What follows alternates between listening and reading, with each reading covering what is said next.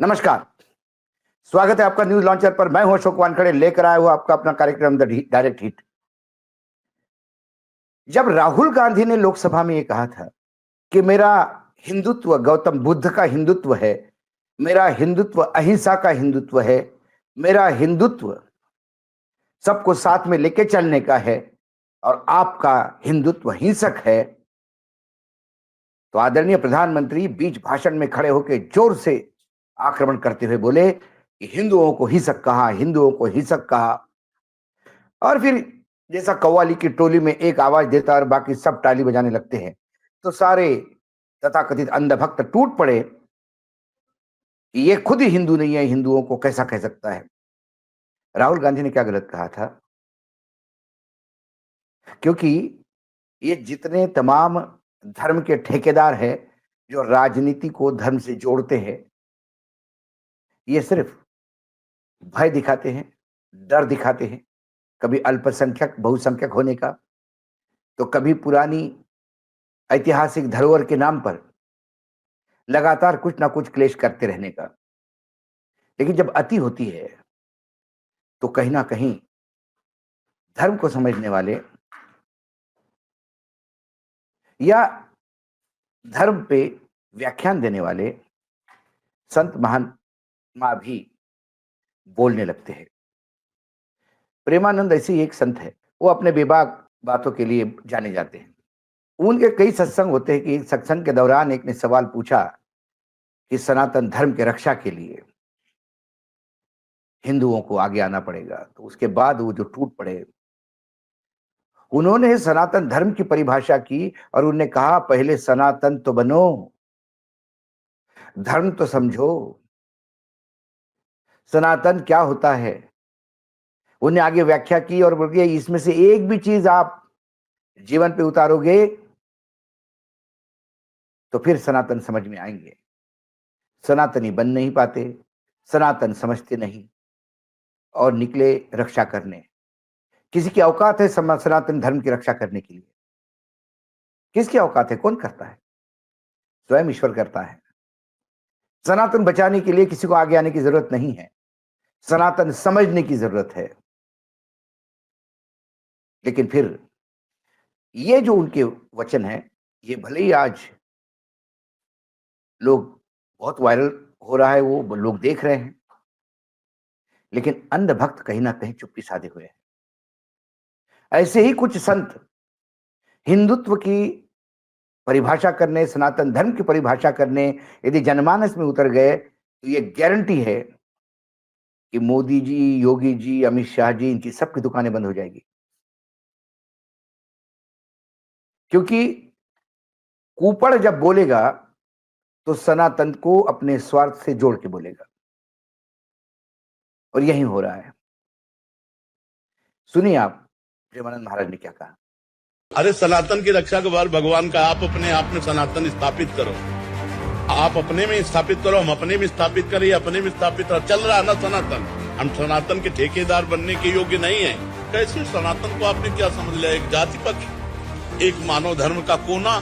सनातन विश्व ब्रह्मांड को अपनी गोद में लिए हुए सनातन पर ब्रह्म परमात्मा है। हम सनातन को धारण करें। हम ये जो दूसरों पर आरोप करते हैं तो हमें ये समझ में नहीं आता कि क्या हम किसी की निंदा कर दें तो सनातन कहला लेंगे क्या?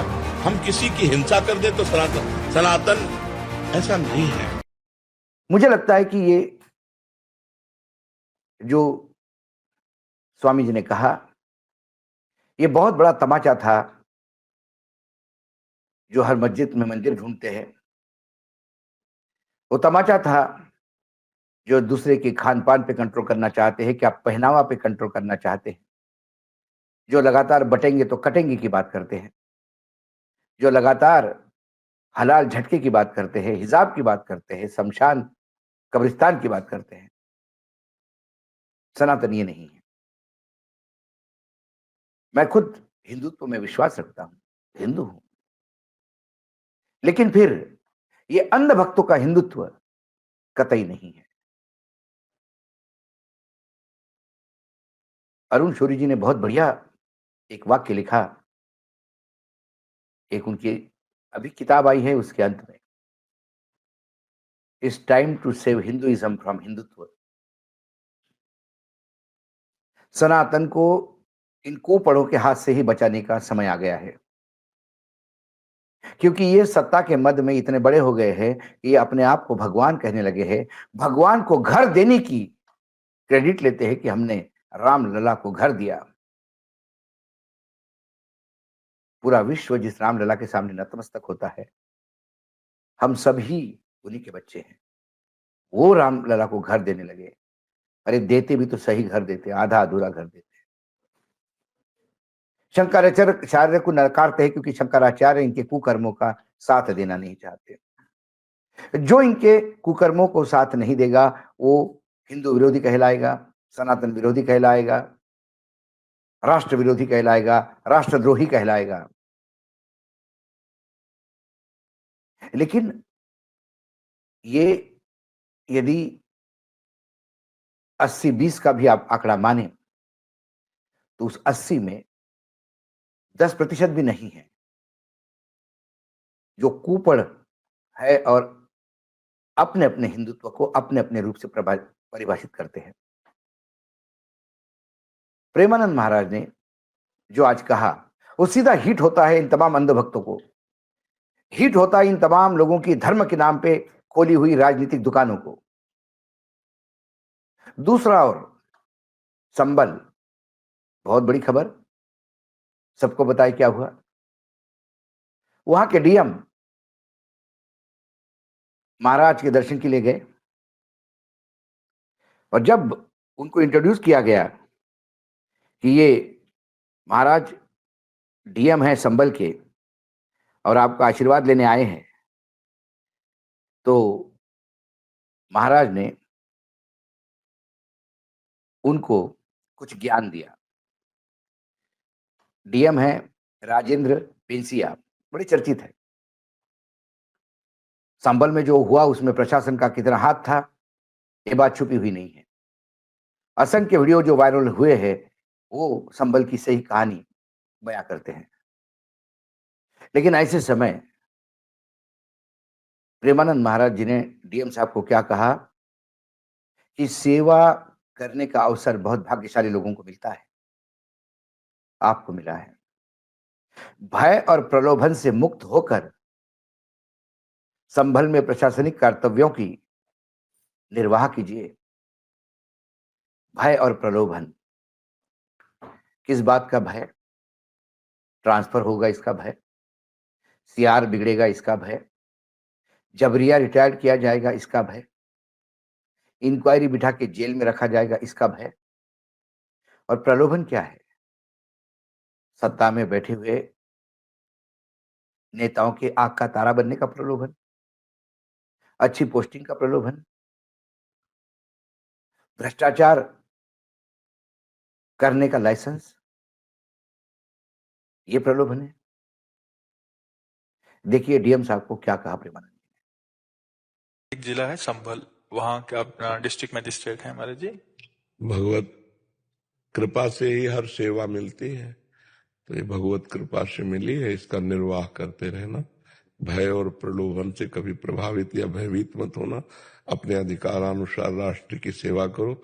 आप अपने देश का जो पद मिला है आपको, जो जिला प्रशासन को संभालने का पद मिला है, अगर ईमानदारी से सत्यत्व भाव में आप वैसे जैसे आपका पद का अधिकार है और नाम जब, तो आप एक महात्मा है। तो कर्तव्य को भगवान ज्यादा प्रमुखता दी गीता जी में।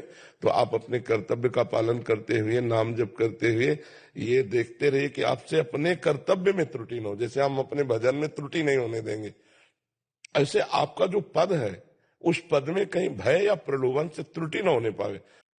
ये दोनों वीडियो आपने देखे और दोनों वीडियो यही बताते हैं कि अब ये तथाकथित धर्म के ठेकेदारों की अति होती है तो फिर कहीं ना कहीं संतों को सामने आना होगा।